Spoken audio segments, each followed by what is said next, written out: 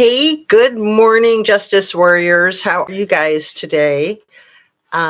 It is January 10th. It's just 7 minutes after 9, Tuesday morning, 2023. And I am, as always, extremely happy to be on with my people. So, good morning, Pixie Knickers and Esther. I love getting started early in the day and then having enough time to have something new for the afternoon as well. So that's what I'll be trying to do today.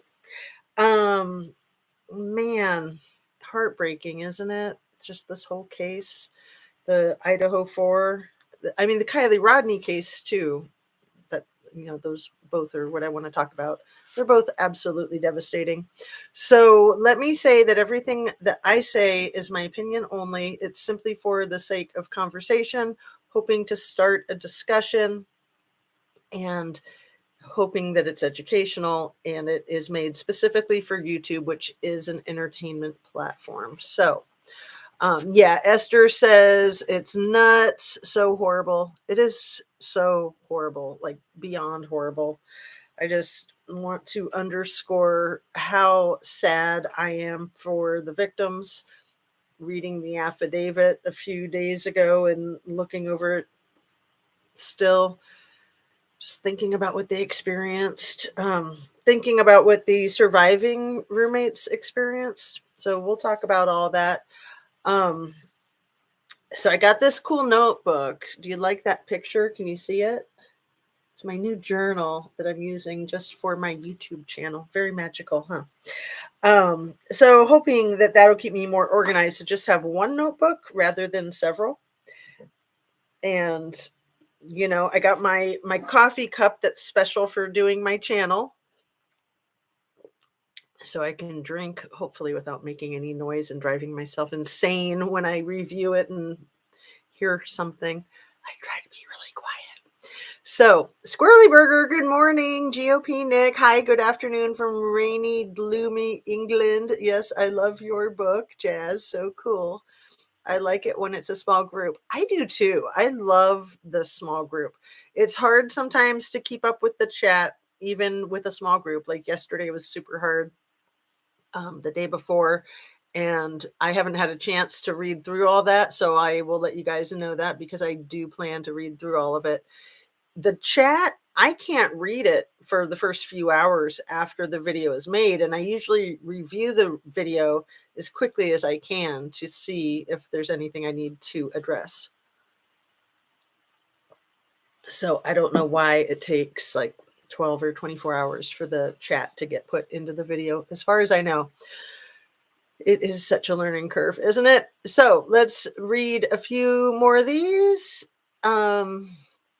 Mrs. Italy D says, good morning, everyone. I'm listening at work right now, but I'll be listening. Cool. It's hard to type and read too. Exactly. I know it's challenging to be in the chat. Like it's fun to participate, but sometimes it's fun just to listen and to not be trying to type and getting yourself wound up about it. So when groups are huge, it's impossible to keep up. It's like bullets fly past your eyes. It is so hard. Yes. And you're trying to pay attention to chat and you're trying to pay attention to the conversation, and it's really, really challenging.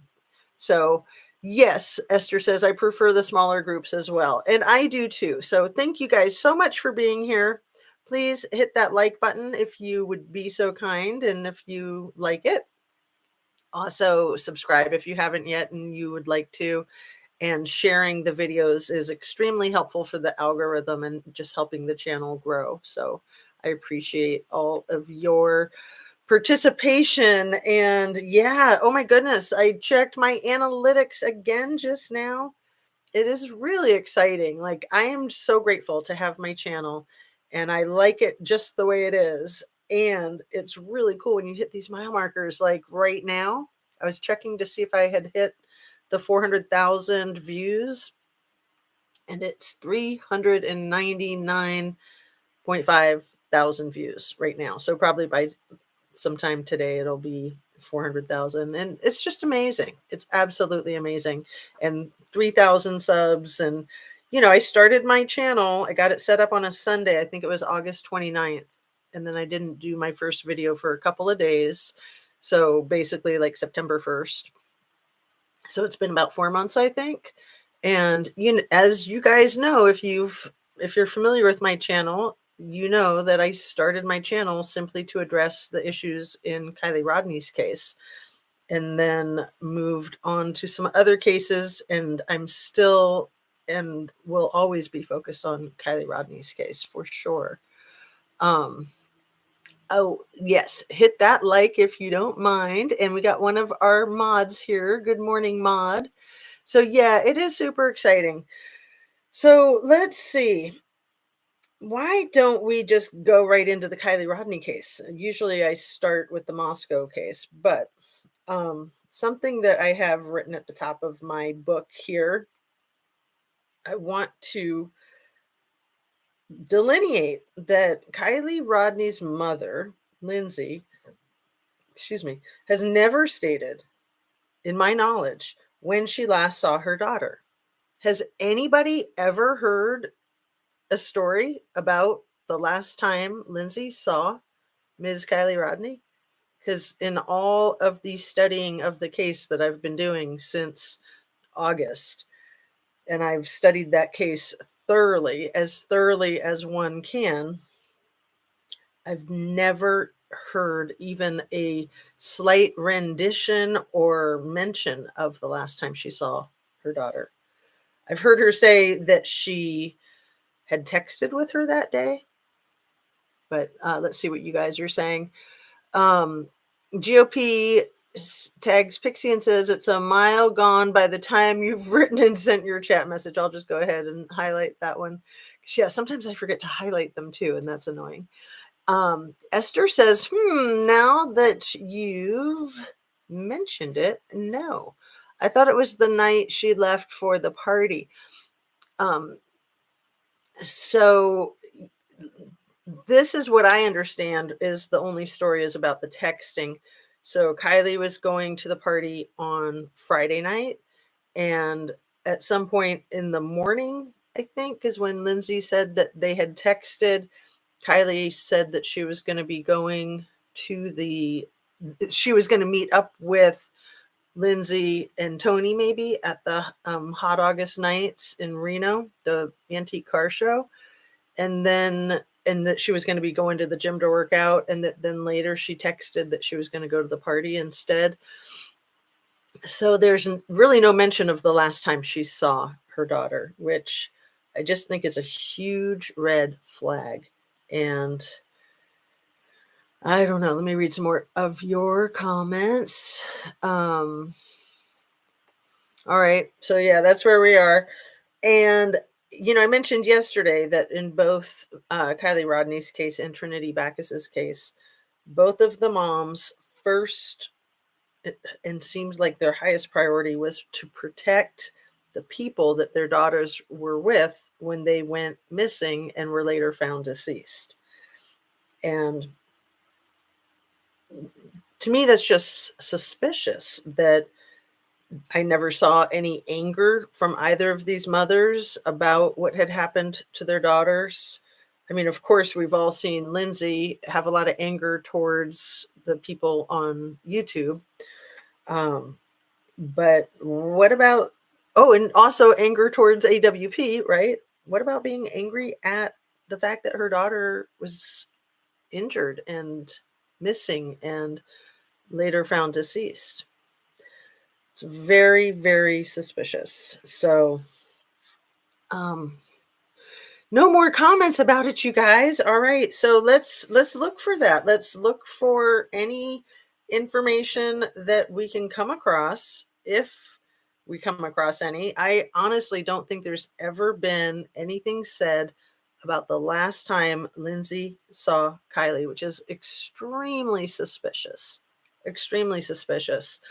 So CNY, if you guys are familiar with that channel, she put up a short yesterday, I think, that was very curious. It was like a memory of Jaggers from like a year ago about what had happened to Kylie. It was really odd. And Honestly, I haven't really had it sink in, but I would recommend, if you don't know CNY's channel, maybe checking it out and subscribing. It's called CNY Family. I think the CNY Family is how you find it. If you're able to drop a link, Maud, that would be awesome. So that to me was really bizarre. That was brand new, something I saw brand new yesterday. And GOP Nick says the frozen theory, right, that she was frozen before being basically placed into the water. Her whole case is questionable. Everything about it, right? So, oh, also the 911 call. I was thinking, wouldn't that be awesome to get that initial 911 call that is allegedly from Lindsay to would it be the Placer County? Yeah, the Placer County sheriff, because the lodge was in Placer County, although where the party was Nevada County. So yeah, but the lodge up on Donner Pass is actually Placer County. So the rest of the area is pretty much Nevada County, but they're just like right over the border. Let's see. Annie says, Buenos dias. Sorry, I was too excited last week after seeing Kevin's part due, now redacted. I think that we will get some more information about that soon. There was also a lot of excitement from Captain Kurt Reacts, and he was saying that things are going to be blowing up with that. So I don't know. I don't think that he has affiliation with the stuff that Kevin Neese was working on. So I don't know. I really don't know. But I have faith that things are going to keep rolling because we're paying attention to these cases. And even though we're just like YouTubers, when the public pays attention to cases, it greatly increases the chances of those cases getting justice. So I think we all know that, but sometimes we might forget because we do get a lot of heat and criticism for being part of this YouTube true crime community at times. GOP Nick says, I'm not sure what I think of it. Seems a little or a lot unnecessary risks to take. I don't get the mission objective of it due to the risks outweighing the rewards. I'm not sure what you mean, Nick. I'm not following that. I'm not sure what I think of it. Seems a little or a lot unnecessary risks to take. And I don't get the mission objective of it due to the risks outweighing the rewards. I am totally lost and confused. So maybe it's a good time to shift gears over to our other case. It's just devastating trying to grasp what happened in those minutes of the attack from in Moscow, the 4 college kids. Minutes, like 16 minutes tops. Oh, GOP Nick says freezing the body seems too far fetched if it was organ harvesting. It's just so hard to say. It's so hard to say.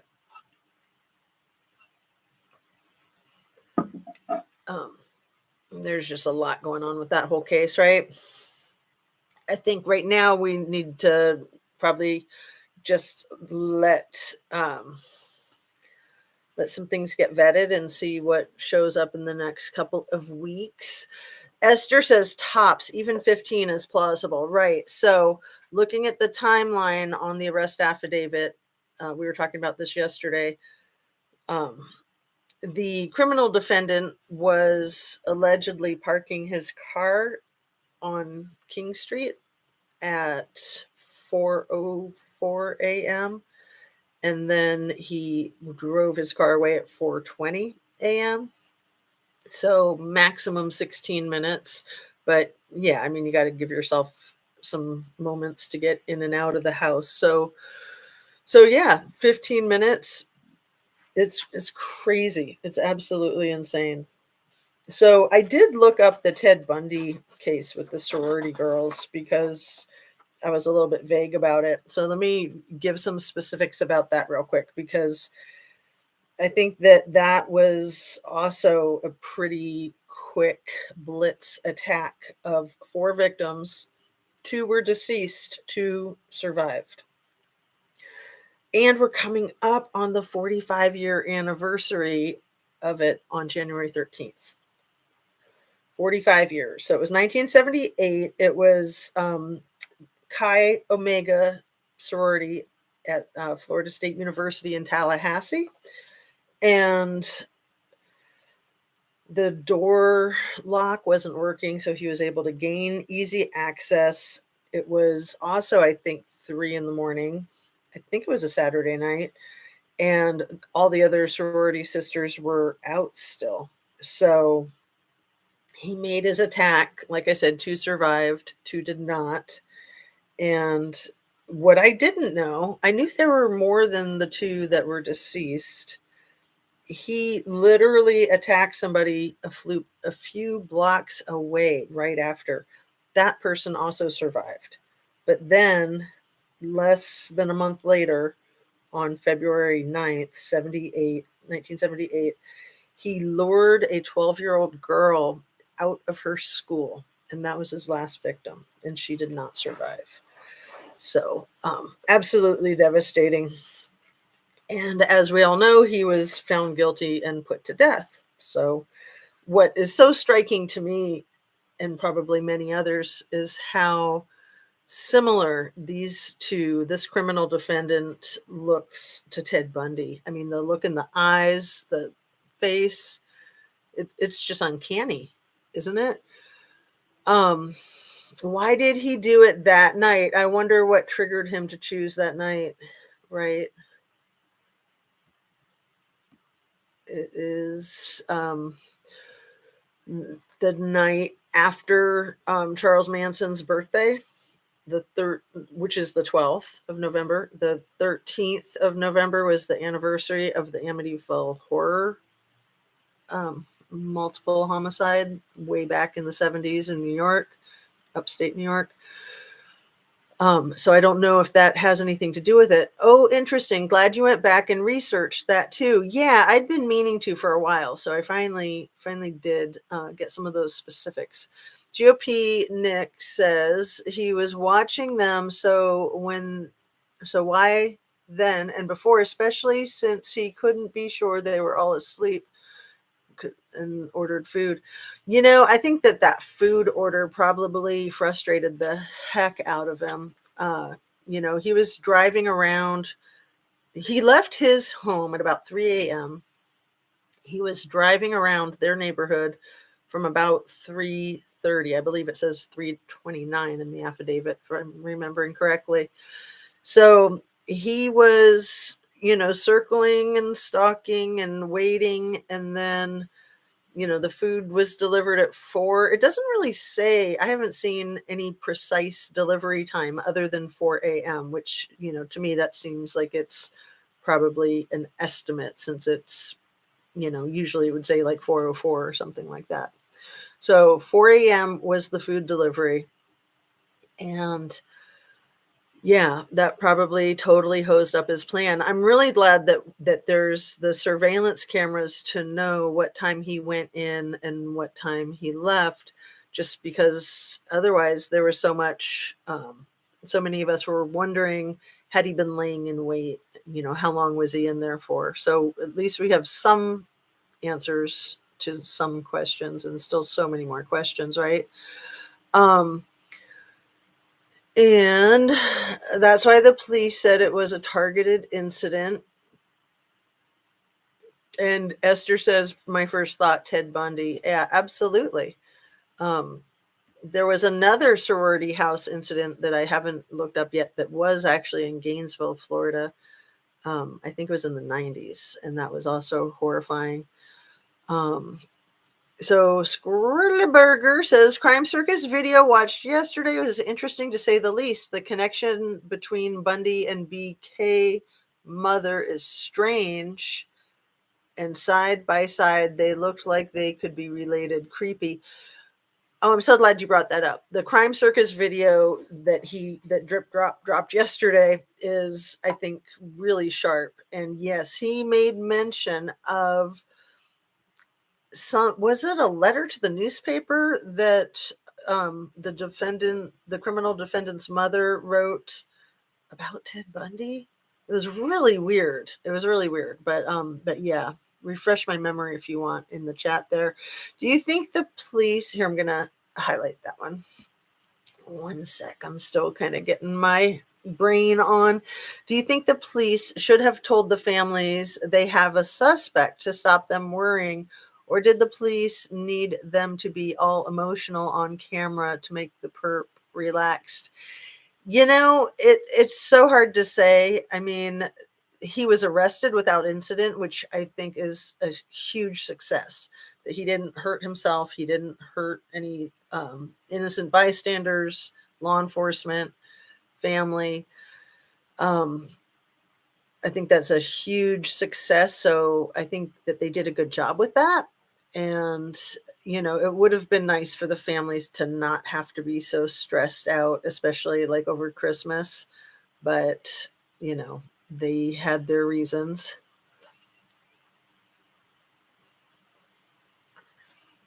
And right, Esther says, I believe that must have ticked him off. I would think so too. I would thinking that food getting delivered at 4 o'clock was like the last straw, that he was just like, I just got to go in there and get this done.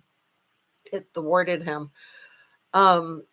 She was navigating against the death penalty. Right. Thank you, Squirrely Burger. She was navigating against the death penalty for Ted Bundy.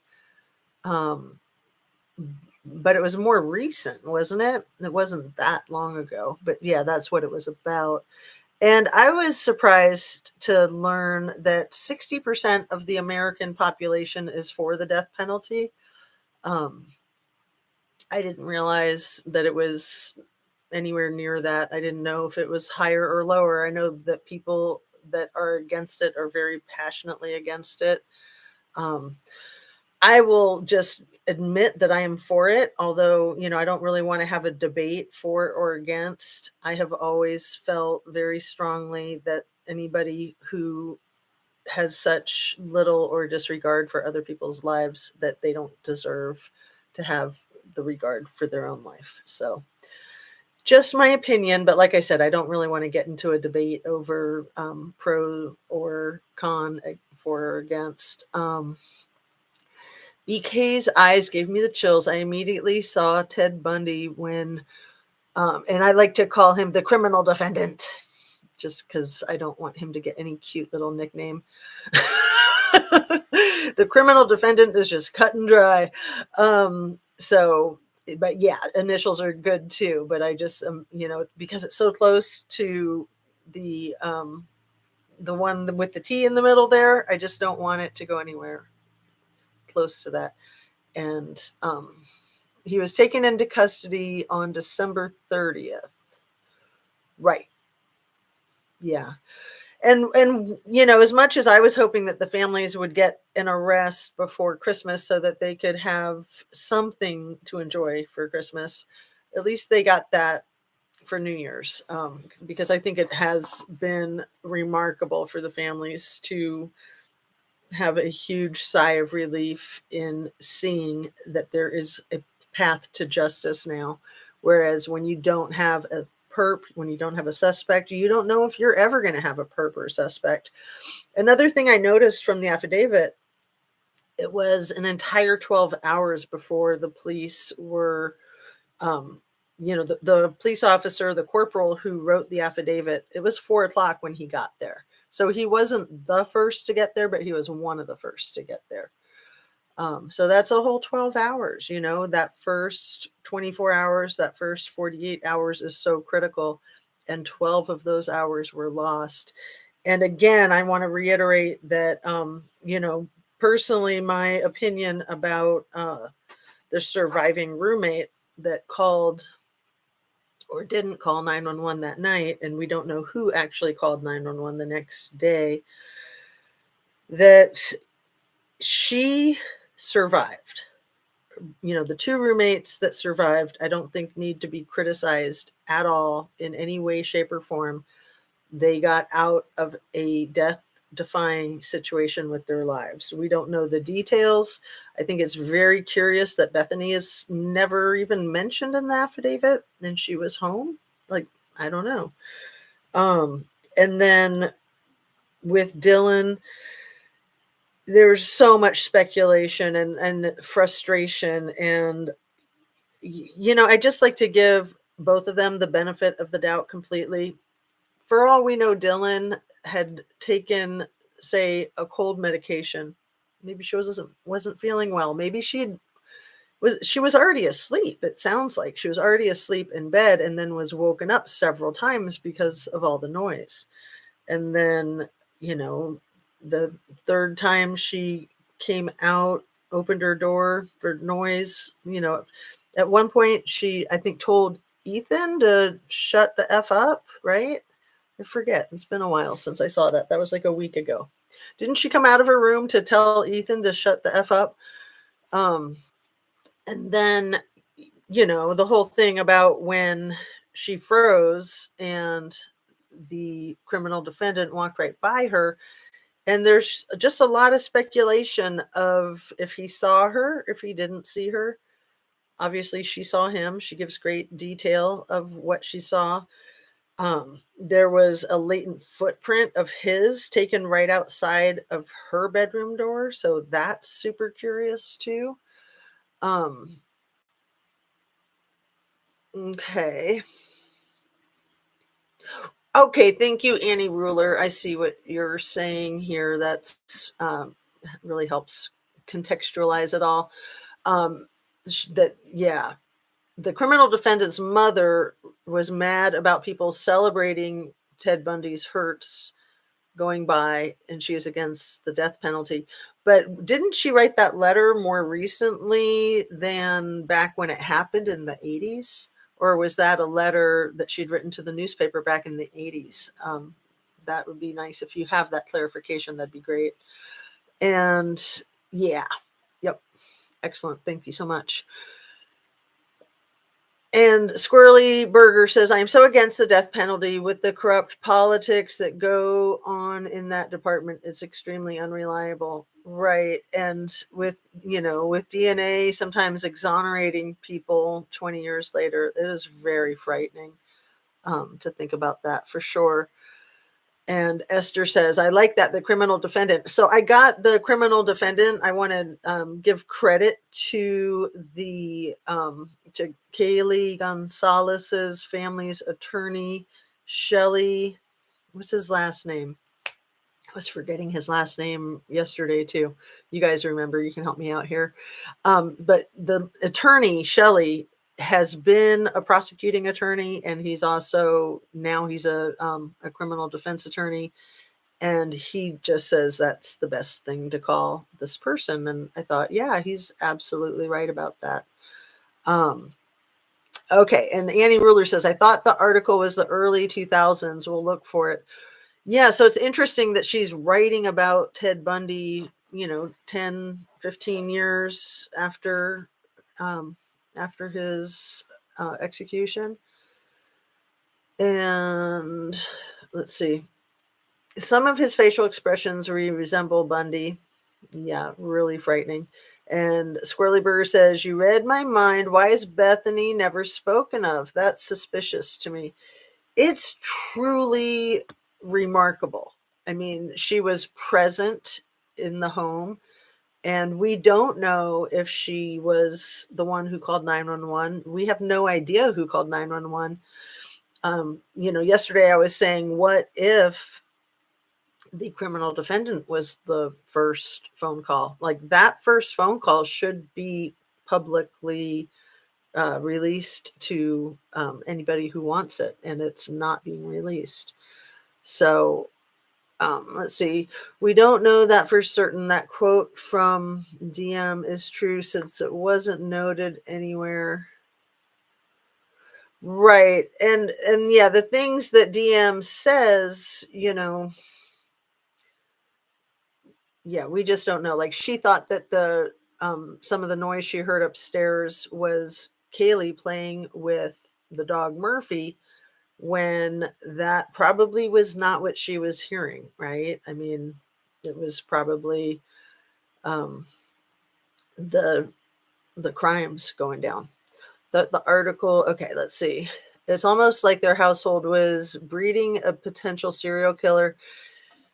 It was a bad setup for sure to have five extremely attractive women living in a party house without curtains, not blaming any victims at all, but curtains are, I think, pretty basic, pretty essential. And, just that whole fishbowl effect that we all know, especially at night when you have lights on inside of a house and it's dark outside and you can just see crystal clear right into a window. It's awful. We don't know what happened exactly. We don't even know if it was Bethany that didn't come up the stairs and discovered the bodies of and Xana and Ethan. Xena. That's me. My other name. Um yeah, that's a really great point, Esther. We absolutely don't know that. Everyone kind of assumes that it was Dylan, but that's, you can't assume, right? I still question why we have not heard from Bethany. It's almost as if she never existed. And I still question about Dylan. It's not anything against her. Who were the other friends that were called? Such good questions, Lori B. The other friends that were called, and they showed up, apparently, correct? They were summoned, which means that they showed up. Um, B was also Google searched 75 times or more prior month. D was not. I have not caught that, Annie Ruler. That's fascinating. I am going to pin that one. I was referring to the criminal defendant's household, Squirrely Burger. Oh,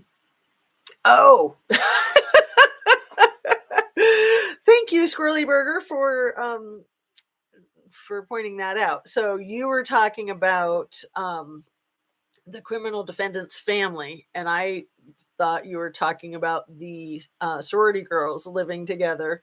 Wow. And what a lethal combination, you know?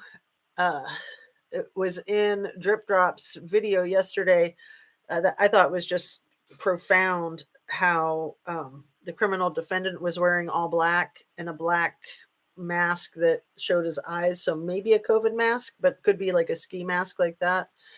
Anyway, a black mask and all black when the crimes were committed. And then he pointed out that the family showed up to court to support him, each of them wearing all black with black COVID masks. And it's just like, is that a coincidence? That's pretty bizarre, in my opinion.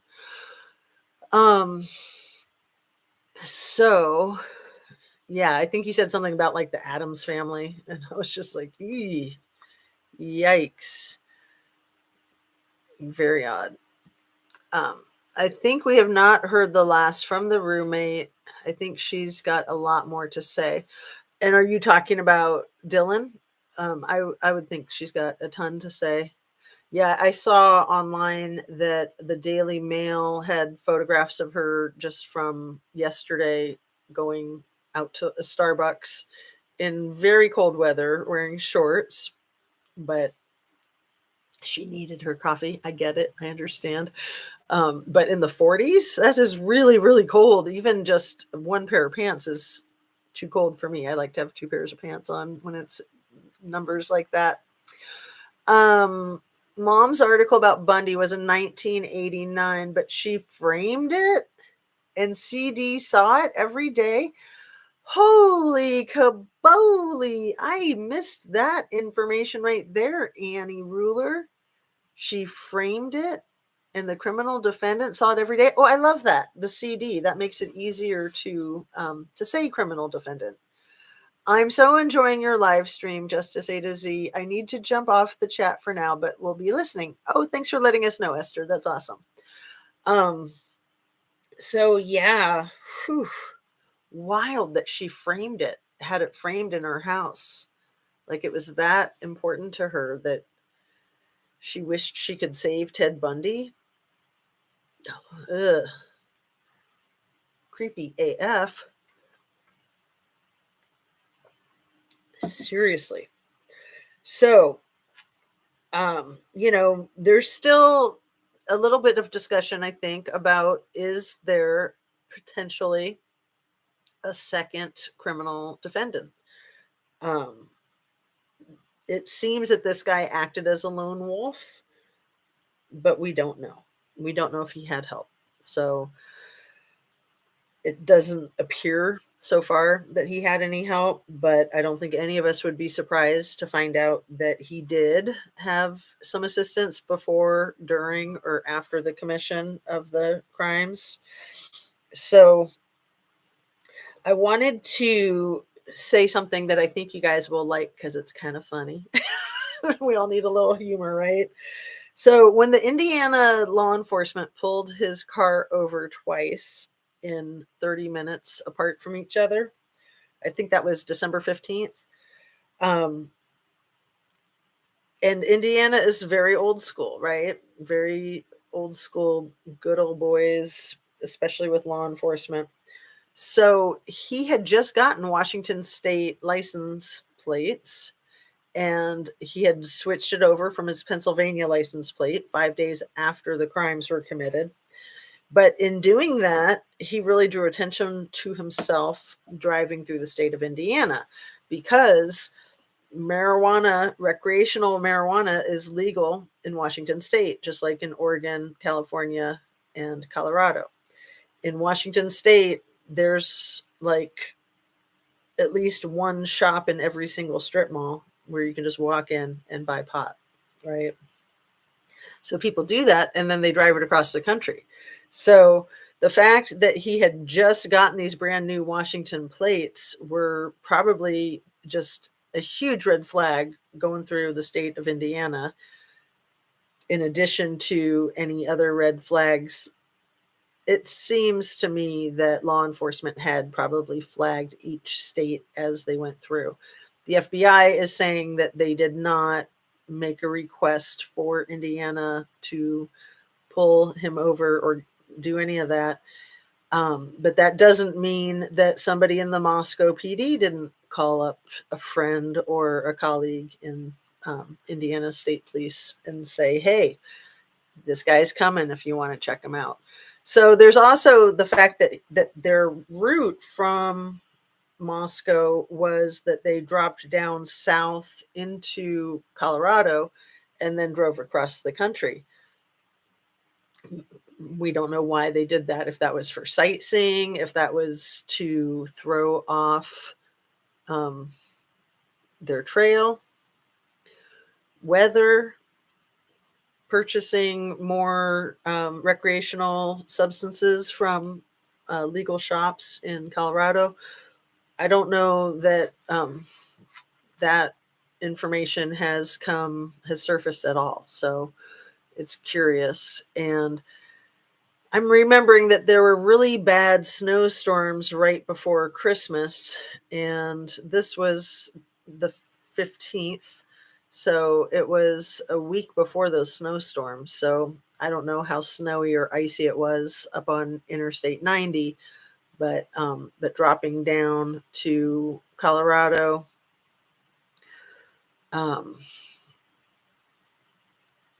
it could have been that they just were thinking about the weather, but who knows? If anybody knows, that would be helpful to get your ideas about it. So, let's see. Can't edit, sorry. Oh, Annie says that you bet she framed it. Thank you for specifying, because that's really important. But she framed it. and that was a question mark. See, and I, because of the typo with but instead of bet, oh, I'm so glad I caught that. Okay. So she may have framed it. We don't know for sure that she did. Good to catch that. Thanks again. That's awesome to be specific. That's why we all need to be so careful about information that we glean or that we get or that we're sharing, because something as simple as a typo can get, go through the telephone game on the streets of YouTube, and who knows, um, something like that, like, oh, she framed it, and then that becomes like a fact. And no, no, no, no, no. So yeah, typos are extremely annoying, but also, paying attention to things like question marks rather than statements, and also just doing our own research and trying to vet things before we say it as fact, or just stating it in the framework that I heard this somewhere. I don't know if it's just rumor. I think we need to be super careful while this case is awaiting trial. Basically, the gag order is only specific to the professionals involved with the court case, law enforcement, lawyers, court employees. But I think it's just a very wise and grown up thing to respect a gag order, just as a civilian. I mean, we live in America where we have freedom of speech, but just being respectful and just trying to stay out of the way of that path to justice, right? So, let's see. It sounded as sick as it is. Was he trying to please his mother? Oh my goodness. Alistair Grant, what a question. Um, I have a question mark. I have a question. Mary Thomas says, when exact day his dad fly overtime, and had he flown over before this crime? Could this crime take to court internet in order to start new laws of controlling internet? Any case can set a new precedence. Any case at all can set a new precedence. So very good questions, Mary Thomas. And I think, I want to say his dad flew on the 13th of December, but I'm not 100% sure. So we know that the quadruple homicide was the 13th of November. I think it was about 8 days later. Is that accurate? That would make it the 21st was when that SWAT team incident happened, or it was somewhere around 8 days later. And then I thought it was really odd that the dad and the criminal defendant brought up that SWAT team incident with law enforcement when they were pulled over. So the dad was kind of saying that that was why he went to help his son drive across the country, was because they were all nervous about the SWAT team incident. I don't know. But thanks for those really good questions, Mary Thomas. And let's see. Whoo, Annie Ruler says no disinformation. And right, disinformation, I like to point out, is when somebody's intentionally trying to gaslight and misinform. Misinformation is when it's simply a mistake. So the disinformation is facetious. Misinformation is just ignorance. And, they're both not good, but I think that disinformation is much worse than misinformation, when people are intentionally trying to start rumors and spread lies. Squirrely Burger says, I have ran across a channel called True Crime Time. This guy seems to have a lot of information as well as speculations into additional connecting crimes. He sounds kind of creepy, in my opinion. Oh, that's unfortunate. Yeah, you just don't know what, you don't know who us content creators are, and if we're creeps with creepy agendas or not. I mean, you can form your own opinion. But I think that there are some out there that are creepy for sure. So that's pretty wild. And yeah, just being careful as far as like drawing lines, connecting cases that may or may not be connected, waiting, the wait and see is my attitude with most things. I learned screenshot for source and wording on iPhone notes to keep facts straight. Oh, I know. I love screenshots. Anybody who doesn't know how to screenshot, all you have to do on your phone or your computer is Google how do you screenshot and you put in what device you have, and it'll tell you how to do it. And it's so easy. Oh my goodness. That was just like life changing when I learned how to screenshot. And that was how I learned, was by Googling it, because I was like, how do people do that? And I want to be able to do it. And it was so easy, but it was not something you would have ever figured out with troubleshooting. Like the gadget that I have now, my iPhone, I have to like squeeze the power button and the top volume up button simultaneously to get a screenshot. And if it's a little off, it'll like turn off the phone or do this or do that. It's really annoying. But when it does it perfect. So, okay, let's see. Pixie Knicker says, I have to share this. People that believe the audio from the Ring cam think that it caught all that noise but didn't pick up someone's here, or okay, I'll help you. Wouldn't it have heard that too? Pixie Knickers, I think it's been determined that audio was another crock of crap, just like the last one with that content creator JM. So yeah, dang it, like people need to stop with that stuff. I would think that there's going to continue to be a manufacturing of fake news, and I hate that term, fake news. But yeah, that was really annoying, really annoying. Dilly Owen says, yeah, I let go of some, but I felt putting information out without knowing it to be true. I let go of some, but I felt putting information out without knowing it to be true. Well, you seem to be pretty responsible about it, Dilly, from what I have seen. So I appreciate that. I've heard that the Ring cam is from a different case. So I heard that whoever made that Ring cam was just somebody who manufactured it to see what they could hear from 50 feet away, that it absolutely had nothing to do with this case. So that's the one that's been circulating just the last few days. What in the world are we going to do when our phones don't feed us all the information that we are so accustomed to getting? LOL, it has become way too convenient. I love Google.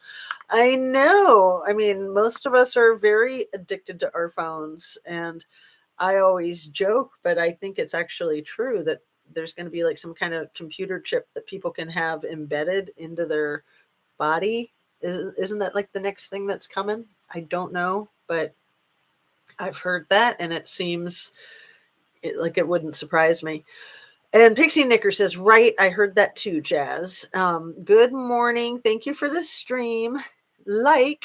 So thank you for reminding people to hit the like button. I'll ask again to please hit like, share, subscribe if you'd be so kind. And I'll show you my cool little notebook again in case you missed it before. It's got the prettiest picture.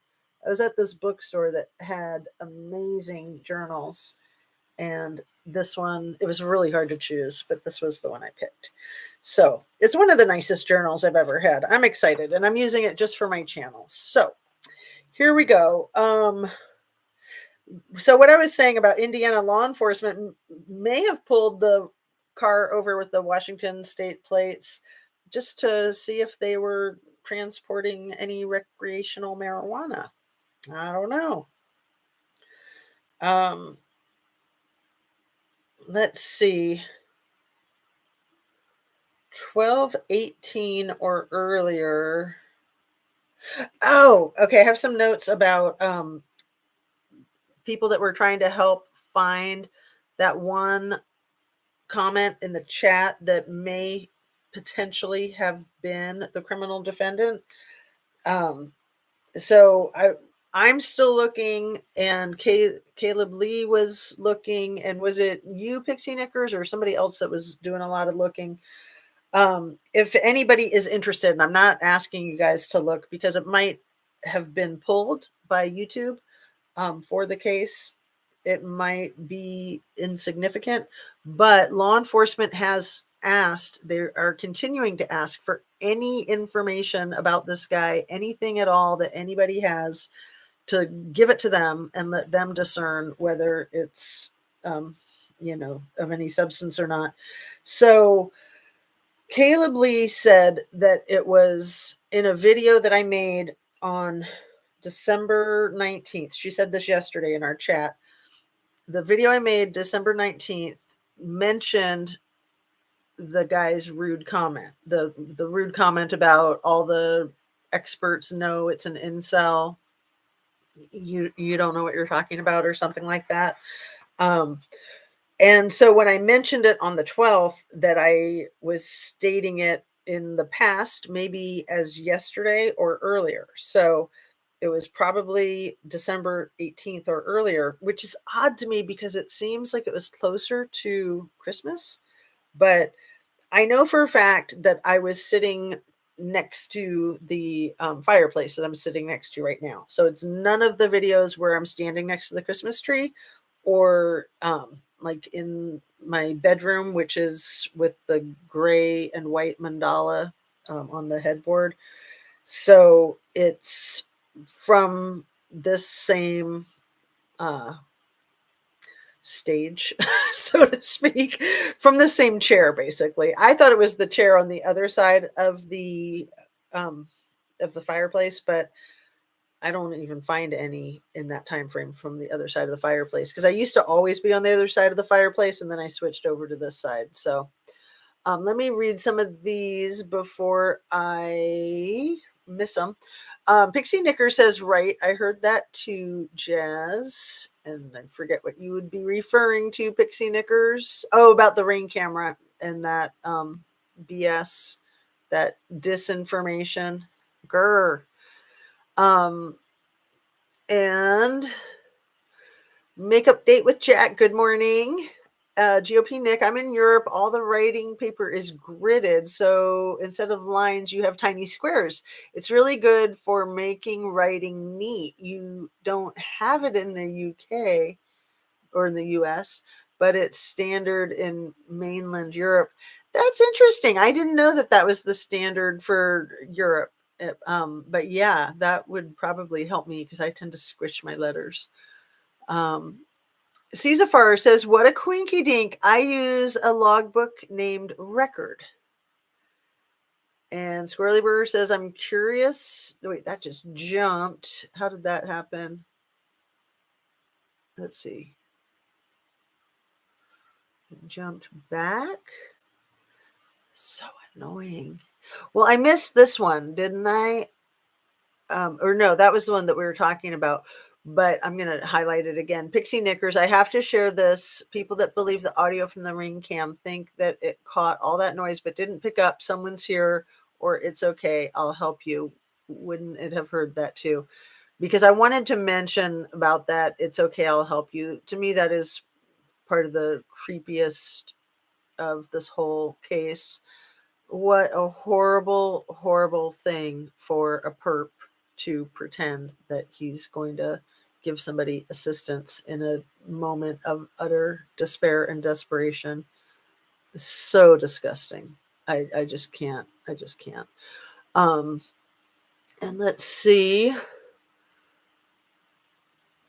What a coincidence. Okay, I read that one. I'm curious to know why there are so many calls but no report taken incidences. Squirrely Burger, curious to know why there are so many calls but no report taken incidences. I'm not sure what you're saying with that. Good morning, Caleb Lee. I was just speaking of you and the find that you said that you had from the 19th of December in one of the videos where I make mention of the guy that I deleted his comment that said that it's an incel. All the experts know it's an incel. And I was delineating that for certain I'm sitting in this chair when that video, or almost 100% certain that this is the backdrop of what you would see in the video that I'm trying to find still, that might be from 12/18, the 18th of December or before. So just for anybody who's trying to find it, if anybody's interested, and it may or may not be helpful. Caleb Lee says, yes, Xana, I do remember you sitting to my left, your right before you took a break. That's funny. Oh, right. When I wasn't doing the lives anymore. That's what you're referring to. I'm going to highlight that. That's so funny. So, yeah, I quit doing the lives, honestly, because I thought that it was possible that I was getting hacked into. And those of you that were in the live yesterday, remember it got all hacked at the end. So it turned out to be like a 55 or 50-minute video, but really it was more like an hour and 10 minutes. But YouTube just cut off the last 10 minutes. Remember the connection, the internet connection was unstable, allegedly. And it was right when I switched gears over to that case in Placer, Nevada County. It was really weird, wasn't it? Wasn't it? So anyway, when I was doing lives routinely, and a lot of other content creators were having weird stuff going on with their it just seemed like internet connections were bad, malware was going around. So I quit doing the lives because I thought that I might have been getting hacked into. That was why I quit doing them. So I quit doing them for about a month, and then I came back on with the lives. Like during that time, I was just doing the pre-recordeds, and I missed my lives a lot. So I'm really happy to be doing them again. And yes, I was over on the other side of the fireplace. So kind of the same setup, but just reverse. And it had that cool green door that's like, looks like a barn door. That was why I sat on that side. I really liked that green door. But then I realized it kind of was like making me look tilted because the way the computer is, it's just funny. I didn't want that to be an optical illusion. Anyway, let's get caught up here and get towards wrapping since we're getting close to an hour. And I have a few more things I wanted to share with you guys. And Mary Thomas says, sorry, I have one more question. Could Dylan been drunk enough when 3 doors open first, not really comprehending? Okay, something not right. Third time, crap, don't move. Lock door now being could be a prank since 911. Right. And see, if Dylan was on any kind of substances, whether it was a cold medication or she'd been drinking, that might, be troubling as her being a reliable witness. So I don't know. I think it's quite possible, it being a Saturday night and being a party house and college kids and all. But like I said, I've said a couple of times, perhaps she wasn't feeling well, and that's why she went to bed early and wasn't up partying. I don't know. Squirrely Burger says, I know I messed that all up, but I'm curious to know why the police were called so many times in Idaho and there's never an incident report taken. Oh, do you just mean like with all of the calls for noise complaints and car prowling and that kind of stuff? Because that's troubling. Law enforcement is supposed to document everything. So incident reports need to be filed with each call, basically, with each incident anyway. That comments makes me sick to my stomach. It's okay, I'll help you. Yeah. It is gross. Like as soon as I heard it the first time, I was like, oh my goodness, that's horrifying. And then I heard some people speculating, well, maybe it was Ethan that said it. And I thought, hopefully it was a sincere thing, but I don't think it could have possibly been Ethan. It sounds like Ethan might have been asleep.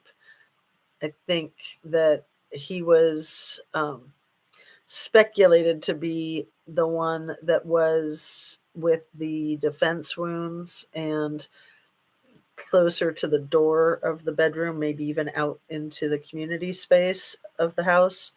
but it seems pretty obvious after the arrest affidavit that that was Xana who was closer to the doorway of her bedroom and the kitchen or community area, and that Ethan was in bed, probably asleep. It's hard to say whether people were awake or asleep. It sounds like Xana was awake. She was eating her food and she was on TikTok. Um, it sounds like Kaylee was probably woken up, but it sounded like they were in bed, in the same bed, asleep together, Kaylee and Maddie, and that trigger warning that Maddie was, in my opinion, likely the first one to be unalived. And then I wanted to talk about the sheath too. And then Kaylee was on top of her, which is why it seems like she was obviously unalived before Kaylee was. And then Kaylee was the one with the worst wounds, so she might have been fighting. I don't know. Um, and then coming downstairs, Ethan and then Xana then Ethan. That's hard to say. I would kind of think more likely Xana than Ethan, but I'm sure that'll come out in the trial. The sheath, the knife sheath, I really think that that was planted, and I'll tell you why. There was one single strand of DNA recovered from that knife sheath from the snap, right? So I think that knife sheath was wiped down of all DNA and fingerprints, or so the person who planted it thought, that it was wiped down of all DNA and fingerprints. And because the criminal defendant's vegan, and most vegans won't touch leather, and the leather sheath had the United States Marine Corps information on it, I think that knife sheath was left to be a red herring, to point the investigation in that direction. That's my opinion. I don't think it was left accidentally. I think that it was left very intentionally. Um, so let's see. Oh, Caesar says we have it. It's called engineering paper in the US. And I grew up calling it graph paper. And okay, that was before Mary Thomas. Let's see, where are we? Get caught up again.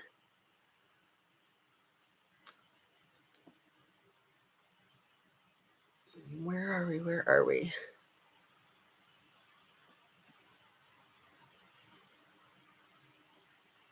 We missed a lot. Where do we go? How did that happen? It's only 10:10. It looks like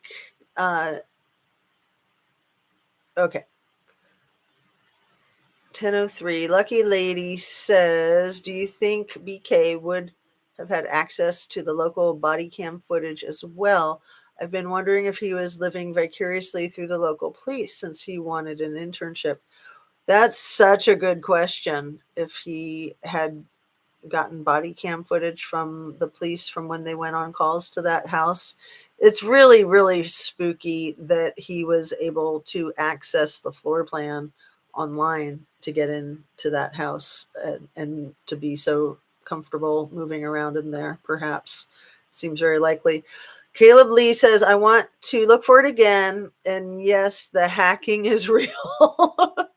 Maybe he was looking for a victim through that internship. Oh, lucky lady. Yeah. Yeah. I mean, I think that anything's possible. If he watched local footage and had a scanner, he might hear those disturbance calls to the house. CNY had real bad issues a couple of nights ago going over the other case. Oh, that's interesting. A little late getting here. Good morning, Annie Ruler. Can you see emails of people when we watch you? As you know, one INV is against us sleuthing our case. Yeah, I could probably check an email, but I will do that after I wrap up because I'm about ready to wrap up and it's just an hour and 5 minutes right now. And then I'll see my email and address it in the afternoon live, which will probably be about 2 or so. Let's see, maybe 2:30. Mary Thomas, we have to refrain from blaming Dylan for her actions, as even when we think could never. We just cannot fathom her reality that night. And, I did see somewhere that Dylan Thomas has post traumatic stress disorder already. So she's been involved in other traumatic incidences. And I don't know that for a fact. I haven't vetted that, but it seems extremely likely. But even if you've never been through anything else, I mean, something like that would just be so profound. What was the other roommate doing all night when she didn't speak to Dylan? Yeah, good question. Very good question. Um, and Caleb Lee says, welcome back to the mod. For everything it seems, there's never a report. Ah! I know how that goes. Without those important details, overtime is a missed opportunity to connect dots if need be. I think we're going to hear more from the roommate. I just don't think we've heard all the story yet. Could be some more information that hasn't come out yet fully. Which roommate called noise call from inside the house? Law enforcement took a walk from Boy's house. Let's just go visit another noise source. Walk over the cameras and on and no noise, but told Kay there was a call. I'm so confused by what you just said there, Annie Ruler. I'm going to try to read that again. And let's see. I just want to. Ellie took a walk. Law enforcement took a walk from the Boy's house. Let's just go visit another. Oh, I know what you're talking about. Let's just go visit another noise source. Walk over cameras and no noise, but told Kaylee, sorry, that there was a call. So, yeah, you're talking about the noise complaint body cam footage from August, September. I think it was August, but there was the noise complaint to 1127, where Jack D allegedly resided. And then there were a bunch of boys over there, and then they walked over to 1122 and spoke with the people in that house. Or did they start with that house and then go over to the other one? I think they started with the boys sitting in the lawn chairs in the driveway and sitting up on top of the roof of Jack D's apartment building house, and then went over to the 1122 address. So, all right, let's see. Not blaming, trying to figure out why she didn't call. Also, being young, new to college, and not knowing everything yet. I'm so sorry for her. I'm praying for all impacted from this terrible crime. Right. And just the chaos of a college party house on a Saturday night. A lot of everything that she heard and saw that night was probably pretty typical. Um, Definitely not the guy with the mask in, I don't know. I mean, again, over the last couple of years with COVID, there's been a lot of mask wearing, but I don't think there was much at that point in time. So it's just so hard to say. And again, if she was woken up out of a deep sleep, and if she already had PTSD, if she had taken cold medication, there's just a lot of factors, I think, that can explain it very harmlessly, that, she did nothing wrong. In fact, I even want to say, I want to go so far as to say she did everything right, because she's still alive and Bethany's still alive. And when you're in a situation like that, it's just the tiniest thing that is going to make the difference between life and death. I think BK wanted to frame someone else for the crime. Lucky lady, that's what I think. Yes. CD said there was a sheath left behind. So yeah, I don't know what the CD is. Oh, criminal defendant. Oh, right. I know what you're saying, Annie Ruler.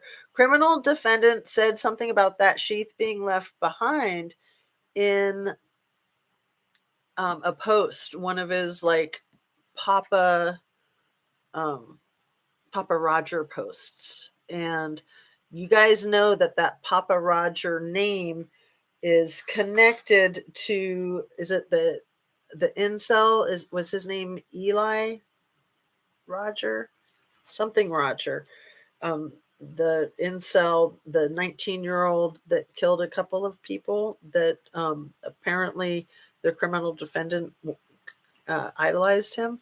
So that's where that name Papa Roger comes from, I believe. And it seems like the Papa Roger is the criminal defendant's Facebook profile. It's really creepy, really spooky. So I am going to get wrapped up, you guys. I'm sorry that I've missed a few of these. Let's just get right caught up to the end. And Pixie Knicker says, I'm sorry, I don't understand. One cop says, no back stairs. I'm not being mean. I just can't figure out what you're saying. Dilly Owen says, with Nothing Burger visiting the neighborhood numerous times, he could have went there to do it before, but wasn't code clear. So maybe he's been there before trying to do this. I believe that yeah, he was kind of mustering up the strength and courage, possibly. When Mary Thomas tags Pixie and says, when brother had bracelets, Maddie came out second. Before she came out, they asked backyard watch.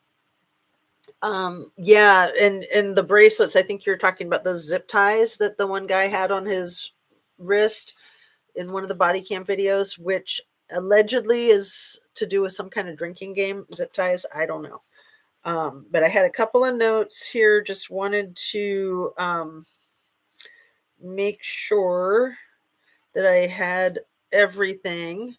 I was going to read part of the affidavit real quick before we wrap up. Let's see. I had a photograph of the part that I wanted to read. Let's see if this will work. As I entered the bedroom, I could see two females in a single bed in the room. Both Goncalves and Mogan were deceased with visible stab wounds.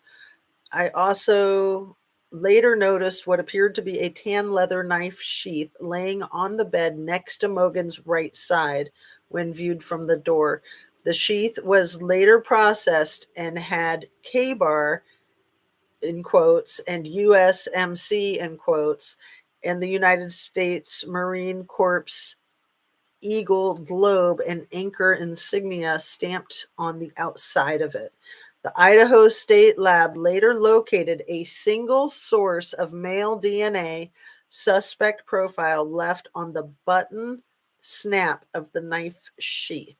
So that paragraph is what leads me to believe that leather sheath was totally wiped down. That's where I form that opinion. And again, everything I state is my opinion, not fact. So, let's see. Mary Thomas says, sorry, doing treatments. No cop or video hear voice say it.